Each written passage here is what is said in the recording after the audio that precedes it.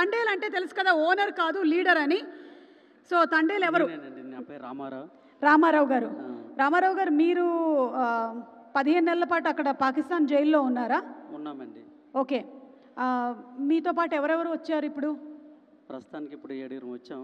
Okay. తర్వాత అందరూ వలసలు వెళ్ళిపోయారు బతుకు తెరువు కోసం. ఓకే. నేనైతే ఇక్కడ ఉండిపోయాను, అప్పుడు ఊర్లో ఉండిపోయాను నేను. అంటే ఇప్పుడు ఈ పడవేసుకొని వెళ్ళేటప్పుడు అందులో రకరకాల పనులు చేస్తూ ఉంటారంట కదా, అంటే కొంతమంది వంట చేస్తూ ఉంటారు, కొంతమంది చేపలు పడుతూ ఉంటారు, అలా వేరే వేరే వాళ్ళు కూడా వచ్చారా ఇవాళ? వచ్చారండి. మీరు? మీ పేరు? రాజు. రాజు. ఓకే. కిషోర్. వాళ్ళ లాగుతారు. ఓకే. మీరండి? మీ భార్య. ఓకే. ఇందులో ఇంకో విషయం కూడా తెలిసింది, ఒకళ్ళు ఎవరో అక్కడ ఉన్నప్పుడు, జైల్లో ఉన్నప్పుడు ఇంకొకళ్ళు భార్య కడుపుతో ఉన్నారు అని, మీరేనా? సో మీరు కూడా ఆ తర్వాత ఢిల్లీ. అచ్చా, పాప. ఓ బుజ్జి తల్లి, నువ్వేనా బుజ్జి తల్లి? మా భార్య గారు. ఓకే. అప్పుడు జైల్లో ఉన్నాను నేను. ఓకే. ఏమైనా చెప్పాలనుకుంటున్నారా?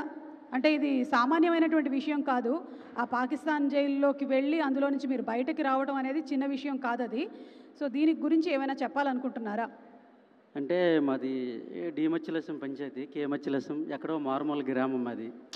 మాకు ఆ 2018లో అనుకోకుండా సంఘటన జరిగింది, జరగకూడదు.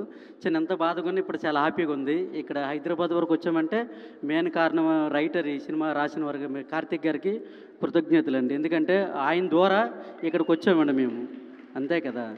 తర్వాత ఇక్కడికి వచ్చిన అల్లు అరవింద్ గారికి, చంద్రమోహన్ గారికి, నాగ చైతన్య గారికి, సాయి పల్లవి గారికి అందరికీ కృతజ్ఞతలండి. మీకు జరిగిన సంఘటన ఏమైనా చెప్పాలనుకుంటున్నారా? అంటే అలాగే జరగకూడదు. అప్పుడు మా ఆవిడ ప్రెగ్నెంట్ 7 నెలలు. ఊరు రావాలనుకుంటున్నాను. ముందు ఫోన్లో మాట్లాడుకుని వెళ్ళాను. అంటే ఇదే లాస్ట్ ట్రిప్, నేను సెల మీద వస్తాను 4 రోజులని చెప్పేసి ఆటకి వెళ్ళాను. నేను వెళ్ళేటప్పటికి 29 రోజులు అయిపోయింది. ఒక్కరోజు ముందు కళాశాల బండరు కూడా ఐస్ అయిపోయింది, చేపల మీద వేయడానికి ఐస్ కూడా లేదు. నువ్వు ఉంటానంటే ముందుపడి పడతాను, వద్దు వెళ్ళిపోతామని నాకు చెప్పారు వాళ్ళు. కానీ చేపలు ఎక్కి పట్టడం తండేలకి ఏంటంటే ఎంత చేపలు పట్టుకెళ్తే ఓ 10-15 లక్షలు వచ్చినా మనకు పేరు ఉంటుంది అందులో. ఎంత మెయిన్ తండేలు తీసే లీడర్ అంటారు అక్కడ. రామారావు అందరు డ్రైవర్ల కన్నా ఎక్కువ చేపలు పడుతున్నాడు అని పేరు ఉంటుంది మాకు అక్కడ. అలాగే ఆ చేపలు ఎక్కి పడుతుంటే ఆ బోట్ల కల్లా నా వెంటే పంపిస్తారు వాళ్ళు. అంటే నేను ఎక్కడ వాళ్ళు వేస్తే అక్కడ వాళ్ళు వేసేస్తుంటారు. మాకు వైర్లెస్ ఉంటుంది అక్కడ. ఇక్కడ వచ్చేస్తుంది వేసేస్తానంటే వాళ్ళందరూ వాళ్ళు వేసేస్తుంటారు. అలాగా మెయిన్ తండేలు అంటారు నాకు, వెనకాల వస్తుంటారు. అంటే రామారావు ఎక్కువ చేపలు తెస్తే ఆ రామారావు వెంట వెళ్ళండి, ఆయన ఎన్ని రోజులు చేస్తే అన్ని రోజులు ఆయన వెనకాల రండి అంటారు వాళ్ళు. అది అంటే వచ్చే టైంకి మా భార్య 7 నెలలు ప్రెగ్నెంట్, కానీ రావాలనుకున్న టైంకి తెల్లవారుతుంది. అనుకోకుండా లేవి, పాకిస్తాన్ లేవి అని నాకు తెలియదు. అంటే బ్లాక్ కలర్లో ఇండియా లేవి ఉంటుంది, పాకిస్తాన్ లేవి ఉంటుంది. దగ్గరికి వస్తే పాకిస్తాన్ జెండా కనపడుతుంది, కొద్ది దూరంలో ఉంది. అక్కడ దగ్గరకు వచ్చేటప్పటికి పాకిస్తాన్ జెండా కనపడుతుంది. గుండె జారిపోయింది నాకు.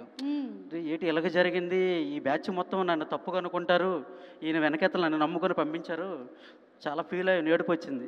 కానీ తప్పదు, అప్పుడు వీళ్ళకి ధైర్యం చెప్తే అలాగా. ఈవిడ కూడా తెలియదు పాపం, మాకు అక్కడ తీసుకెళ్ళిపోయి ఒక 20 కిలోమీటర్ దూరంలో వదిలేశారు అక్కడ. అంటే మీరు తినండి, మీకు వదిలి ఇడిచిపెట్టేస్తామని చెప్పారు వాళ్ళు. కానీ మీకు మా బట్టలు టీవీ లేకుండా బోట్లో టీవీలు ఉంటాయి చూడడానికి, అప్పుడప్పుడు కాలుగున్నప్పుడు వేసుకుంటాం టైంపాస్కి. ఆ టీవీలు పట్టుకెళ్ళిపోతుంటారు. పోనీ పట్టుకెళ్ళిపోయిన దాంతో మాకు పని లేదు, వదిలేస్తున్నా అంటారు. హ్యాపీగా ఫీల్ అయ్యాం. ఆ తర్వాత మళ్ళీ వెంటనే సడన్గా మళ్ళీ మాకు వైర్లెస్ వచ్చింది, తీసుకొచ్చేసి జైలుకి తీసుకెళ్ళిపోమని మాకు వచ్చిందంటే మళ్ళీ గుండె ఆగిపోయినంత పని అయిపోయింది. పాకిస్తాన్ అంటే భయం కదా, ఆ జైలు పేరు వింటేనే మాకు భయం వేస్తుంది. చాలా భయం. మరి మీరు అందులో ఉన్నారు అంటే సామాన్యమైన విషయం కాదు.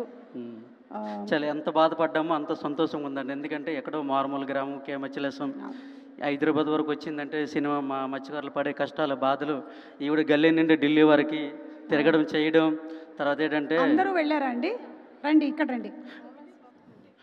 ఓకే. తిరగడం చేయడం. ఇలా రండి, ఇటు రండి.